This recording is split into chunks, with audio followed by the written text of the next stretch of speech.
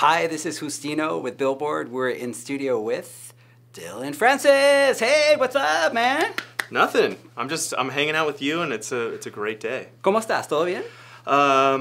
Muy bien, gracias. ¿Y tú?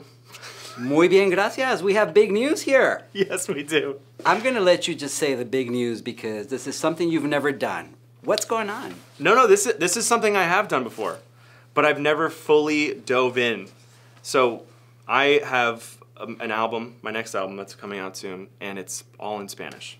All in Spanish? Yeah, there's 2 tracks I think that have a little bit of English in them, but that's it. What was the inspiration behind this?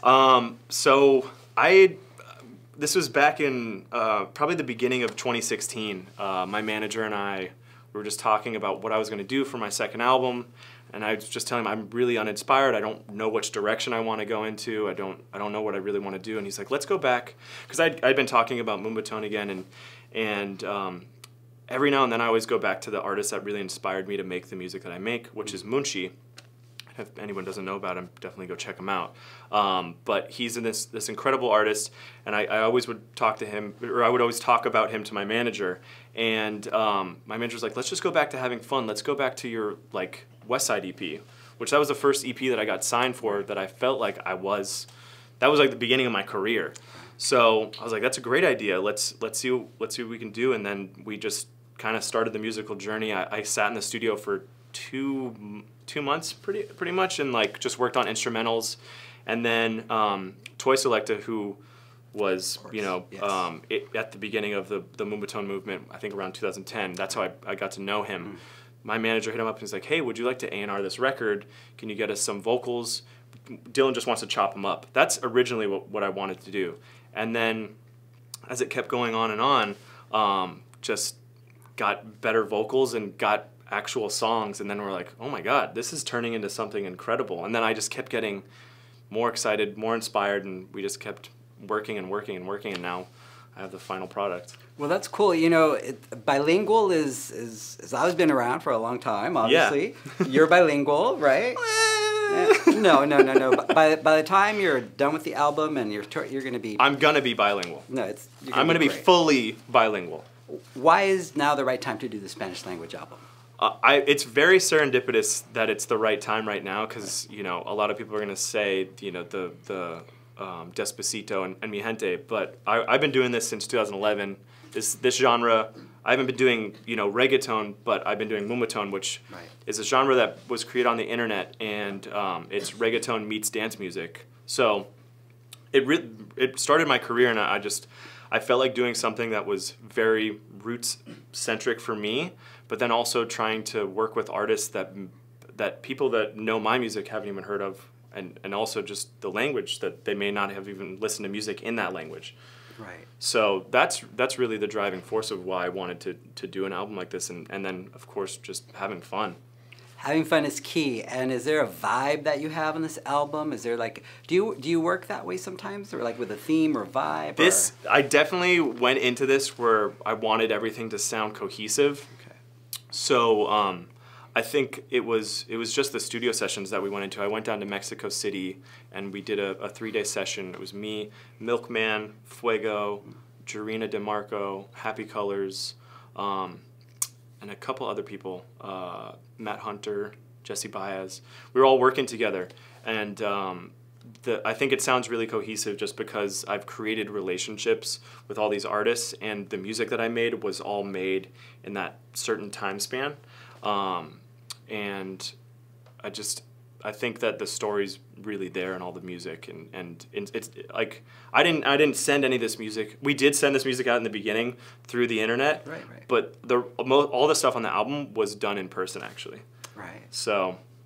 Well, you live in LA, so yeah, it's like Latinos are everywhere. So it's yes. like you're an honorary Latino. I mean, come on. Thank you. I appreciate that. That means a lot to me. Absolutely. The single. We got to talk the single. Yes. Then. Talk a little bit how that came to be. This is a fantastic story. It actually should have never been possible.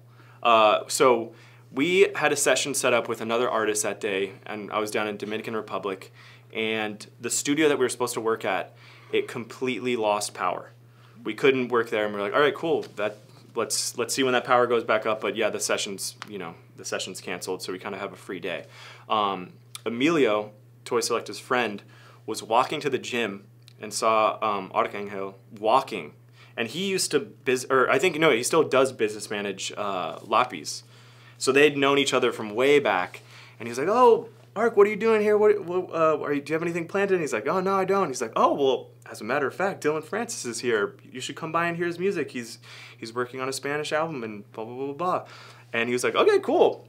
Bring him over to the hotel." So we go over to his hotel. We stay on the hotel roof for like 4 hours. I think I talked to him one time because I didn't want to get in his way. He was doing his own thing. He was hanging out with his friends. 4 hours later, he's like, "All right, cool. Let's go to the studio."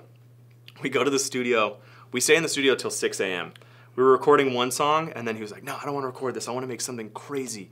And so I played him the track that he's on now, and he lost it, and he was like, "This is amazing. All right, cool." So we were working on it, and then Químico Ultra Mega came into the studio, and he started chatting with him. I got introduced to him, and during this whole time, we're like recording one verse, walking outside, smoking cigarettes, other things. Sure. And then as they were outside, Químico started playing his music from his Jeep that he had on the street. Oh, wow. And I was like, "Oh my God, this guy is incredible." Right. So right as he was about to leave, I was like, no, you can't leave. You got to get in. You got to get on the song. And so he got on the song, and then we finished the song that day. Great.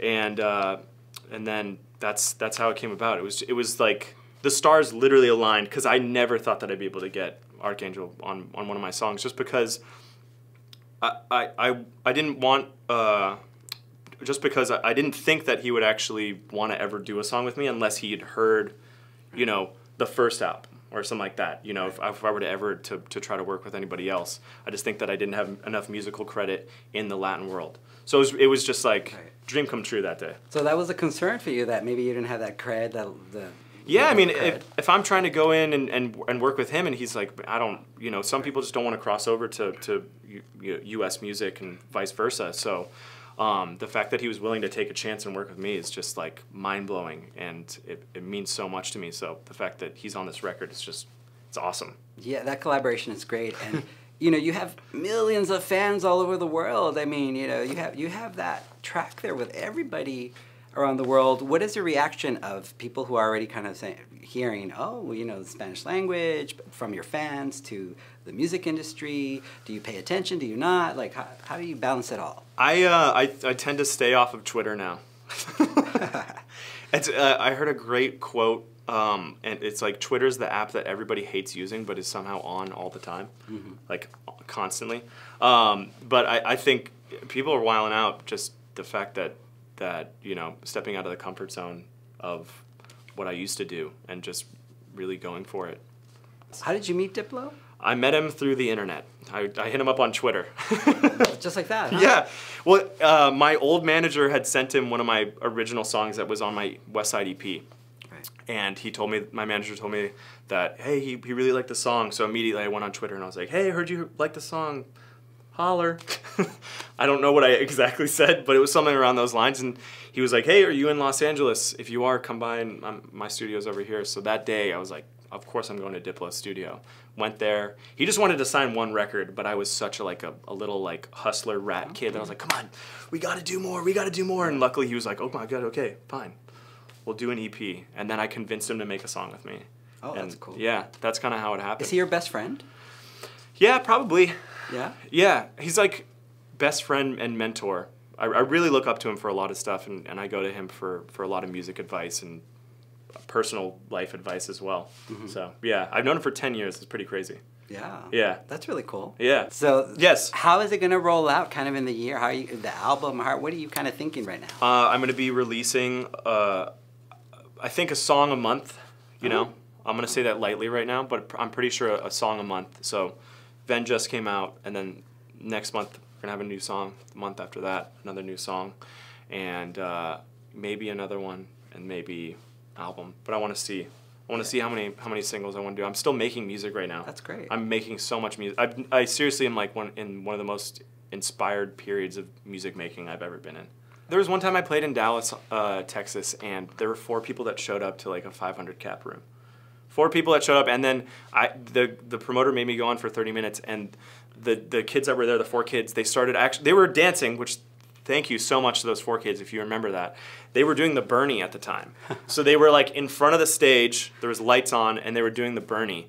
And but at that time I hadn't played any big shows, so I was just stoked to be there. So, you know, I definitely can't I paid my dues. I definitely played some really, really bad shows. I played in France before Diplo one time, and I think maybe 10 people showed up before. And then right as he went on, it's like, phew. Who did you make this album for? I made it for everybody. I did not specifically make it to, you know, for anyone that's Latin. I made it because, you know, I speak a little bit of Spanish, but when I was making the songs with them, I'm helping with the melody. And I think with music right now, and with how people are consuming it, you know, you don't necessarily need to know the words of what someone's saying to enjoy the song. Gracias por estar con nosotros. Thank you so much for being with us. Thank you so much. It's been a pleasure, and congrats on the new project. Appreciate it. Congrats. Thank you. Thank you, man.